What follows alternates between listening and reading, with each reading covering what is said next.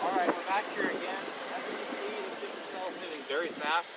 We have a deep pocket rotation right to our north. So as of right now, we're getting this. We want to keep doing that direction. We have the opening up the clouds right up there. It's very deep green indicator of large scale rain.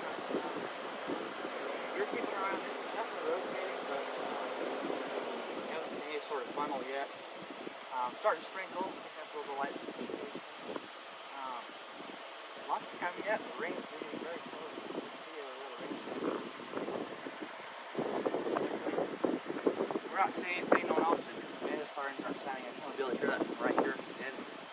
Getting into our safe place is good. We're going to go ahead and move here pretty shortly because you can see over to our east over there. We also have lower cloud that's starting to push way across the front. Getting colder. Cold. We're gonna go ahead and move